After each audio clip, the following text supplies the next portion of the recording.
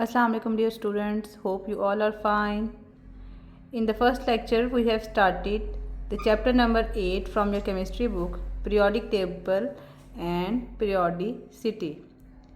In the first lecture we have started about what is modern periodic table, then we have learned the salient features of periods and groups. We have learned about what are lanthanides and actinides. So today we are further proceeding the same topic, groups. As you have learned that groups are the vertical columns in the periodic table. There are total 18 groups and each group is assigned a family name. अब family का क्या मतलब होता है? जैसे कि for example आपके घर में जो है वो आपके फादर है, वो आपकी फैमिली को लीड करते हैं, ठीक है, और उसके अंडर ही जो है वो सारे बच्चे आ रहे होते हैं. तो सेम इज़ द केस कि ग्रुप्स को फैमिली नेम क्यों दिया गया है? क्योंकि जो एलिमेंट टॉप पे होता है उस ग्रुप के, वही बाकी एलिमेंट्स को लीड कर रहा होता है. जो इलेक्ट्रॉनिक कन्फिग्रेशन यानी जो इलेक्ट्रॉन्स की अरेंजमेंट आउटरमोस्ट शेल में फर्स्ट एलिमेंट की होगी, वही जो है वो अरेंजमेंट बाकी सारे एलिमेंट्स की भी होगी, ठीक है. जैसे कि let's suppose group one element को फैमिली नेम दिया गया है अल्कली मेटल्स का, ठीक है. और यहाँ पर आप देख सकते हैं कि इसकी इलेक्ट्रॉनिक कन्फिग्रेशन क्या है, NS1.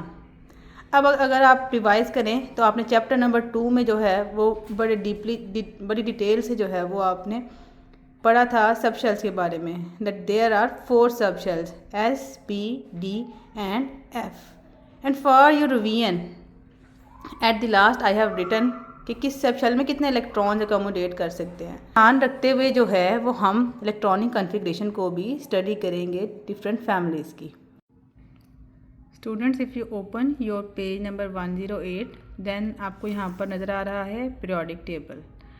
पीरियोडिक टेबल के फर्स्ट ग्रुप को आप देखें, that starts from hydrogen, moving from top towards bottom, top towards bottom. तो इस तरह से टोटल कितने ग्रुप्स बनते हैं अगर आप काउंट करें तो देयर आर 18 ग्रुप्स, ठीक है.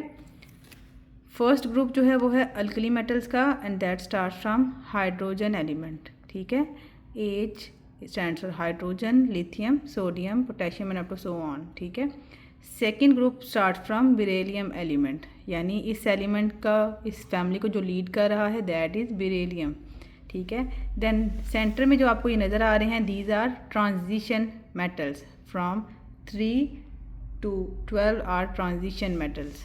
उसके बाद है boron family, carbon family, nitrogen family, oxygen family, fluorine family, और लास्ट पे जो सबसे स्टेबल एलिमेंट्स है least reactive, these are noble gases. और इसके एंड पे आपको नज़र आ रही हैं ये 2 rows, these are lanthanides and actinides. अब फर्स्ट फैमिली की बात करें अगर आप, अल्कली मेटल्स. अब अल्कली मेटल्स को अल्कली मेटल्स कहा क्यों जाता है? अल्कली मेटल्स को इसलिए कहा जाता है कि पहले तो आप देखेंगे ये मेटल का क्या मतलब होता है. मेटल्स जो है वो बेसिकली अपने इलेक्ट्रॉन्स को लूज़ करती हैं ताकि वो जो है वो खुद को स्टेबल कर सकें, ठीक है. इसका नाम क्यों दिया गया है? क्योंकि इस ग्रुप के, इस फैमिली के जितने भी एलिमेंट्स हैं, जितनी भी मेटल्स हैं, जब वो अपने वाटर के साथ रिएक्ट करती हैं तो वो बेसिक सॉल्यूशंस देती हैं, अल्कलाइन सॉल्यूशंस देती हैं. इसी वजह से इस फैमिली को नाम दिया गया है अल्कली मेटल्स. सेकेंड ग्रुप है अल्कलाइन अर्थ मेटल्स का, ठीक है. अल्कलाइन अर्थ मेटल्स को ये नाम क्यों दिया गया है? क्योंकि बेसिकली ये सारी मेटल जो है वो हमें अर्थ क्रस्ट से मिलती हैं, इसीलिए इन मेटल्स को नाम दिया गया है अल्कलाइन अर्थ मेटल्स. और उनकी इलेक्ट्रॉनिक कन्फिग्रेशन है NS2. दैट मीन्स कि इनके लास्ट शेल में, इनके आउटर मोस्ट शेल में जो है वो 2 इलेक्ट्रॉन्स हैं. देन नेक्स्ट है ट्रांजिशन मेटल्स. ट्रांजिशन मेटल जो है वो पीरियोडिक टेबल के ग्रुप नंबर 3 से स्टार्ट होती हैं, ग्रुप नंबर 12 पर एंड होती हैं, ठीक है. और ये बेसिकली पीरियोडिक टेबल के मिडल में प्रेजेंट होती हैं. अब इसकी इलेक्ट्रॉनिक कन्फिग्रेशन आप देखो, यहाँ पर आपको D सब शेल भी नज़र आ रहा है और S सब शेल भी नज़र आ रहा है. इसमें अगर आप बेटा देखें तो S सब शेल जो है वो तो कम्प्लीटली फिल्ड है, लेकिन D के ऊपर X क्या शो कर रहा है कि ये सब शेल जो है ये स्टिल अभी तक फिल नहीं हुआ, ये फर्दर फिल हो सकता है. देन नेक्स्ट 13 से 18 तक, अब यहाँ पर देखो मैंने मेंशन किया है दीज आर नॉन मेटल्स, और ऊपर वालों को मैंने मेंशन किया है मेटल्स. यानी कि ग्रुप 13 से 18 तक के जो भी एलिमेंट्स हैं इन फैमिलीज के अंदर, they all are non metals. Means कि ये जो है वो अपने ये इलेक्ट्रॉन्स को गेन कर सकते हैं ताकि अपने आप को स्टेबल कर सकें। ठीक है, बोरॉन फैमिली को अगर आप देखते हो तो इसकी इलेक्ट्रॉनिक कॉन्फ़िगरेशन कुछ इस तरह से है कि NS2Np1, यानी इसका एस सब शेल जब फिल हो गया उसके बाद जो है वो further electrons P sub shell में फिल होंगे।